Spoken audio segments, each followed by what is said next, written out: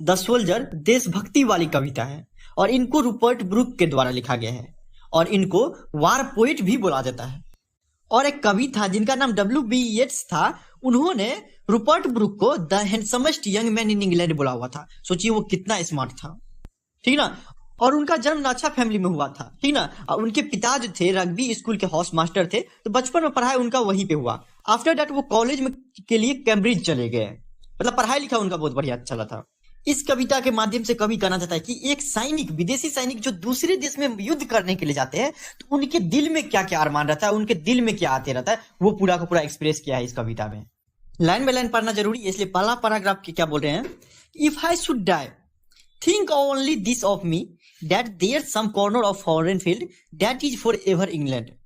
There shall be in that rich earth a richer dust concealed. यहाँ पे देखिए आपको फॉरेन मतलब विदेश हो गया, ठीक ना, और उसका इंग्लैंड एक देश का नाम है। और आपको कंसील्ड, कंसील्ड मतलब होता है छिपा रहना। तो पूरे का पूरा चार जो लाइन है उसका अर्थ क्या करना चाहता है कवि।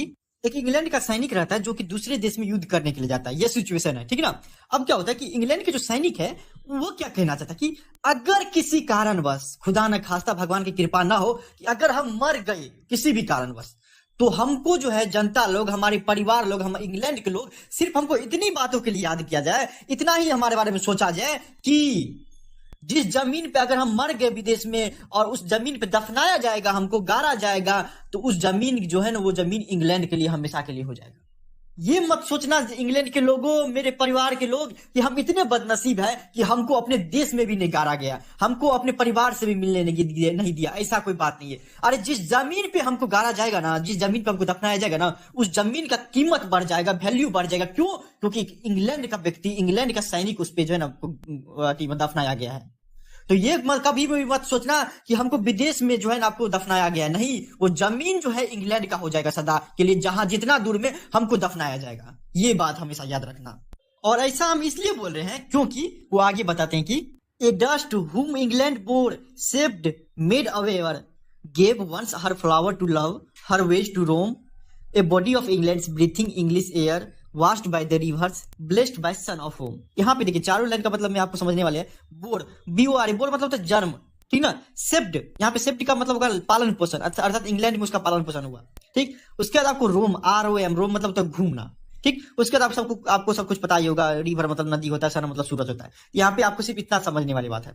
कभी क्या कहना चाहता है इसके बदौलत कि हम ऐसा इसलिए बोल रहे हैं कि वो जमीन इंग्लैंड का हो जाएगा क्योंकि इंग्लैंड ने हमको जन्म दिया है, इंग्लैंड में हमारा पालन पोषण हुआ है, इंग्लैंड में हम पले बड़े और बड़े हुए हैं।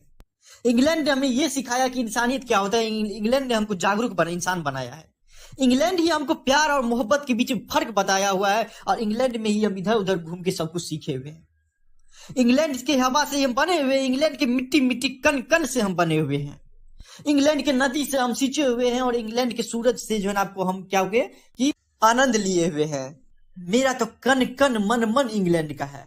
तो अर्थात मेरा जन्म जब इंग्लैंड में हुआ है, पालन पोषण इंग्लैंड में हुआ, हर एक चीज हम इंग्लैंड में किए, तो मरेंगे भी तो जो जमीन पे मरेंगे वो इंग्लैंड का हो जाएगा। ये बात याद रखना जनता, मेरे परिवार के लोगों, इंग्लैंड के लोगों।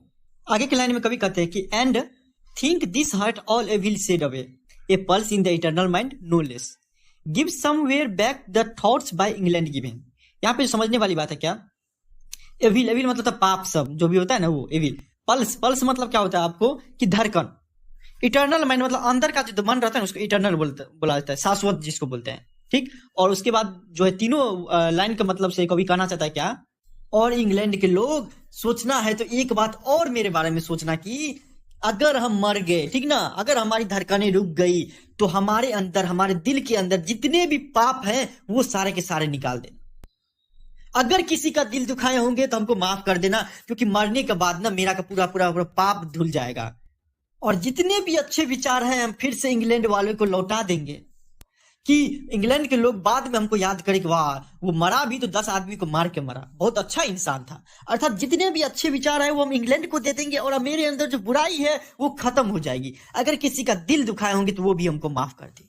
फिर कभी आगे की लाइन में कहते कि her sights and sounds dreams happy as her day and laughter learned of friends and gentleness in heart at peace under an English heaven। देखिए यहाँ पे आपको साउंड मतलब होता है आवाज, हाँ, साइट मतलब देखना, जेंटलनेस, जेंटलनेस का अर्थ क्या होता है आपको कि मतलब माइल्डनेस मतलब क्या, सौम्यता, ठीक ना, जेंटल आदमी है।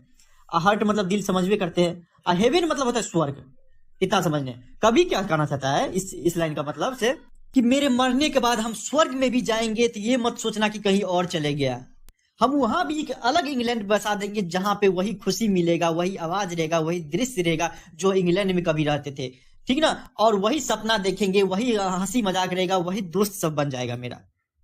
हम उसे वही जो इंग्लैंड में प्यार पाते थे उसी तरीके से वहां पे भी प्यार पाएंगे, और मेरा दिल जो है ना आनंदमय हमेशा रहेगा।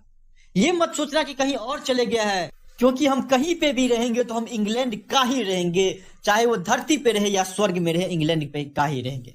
अर्थात देखिए कवि कितना गहरा शब्द यहाँ पे बोलता है कि मरने के बाद भी एक सैनिक के मन में ना देश के प्रति कभी भी ये नहीं आता कि हम देश छोड़ के चले गए या देश नहीं दिया हमको कुछ हो, ठीक है। हमेशा देश का गुणगान करते रहेगा, हमेशा देशभक्ति करेगा। वो बोल रहा है मरने के बाद भी हम इंग्लैंड का ही रहेंगे। ठीक, इसी के साथ जो है ना कविता समाप्त हो जाए।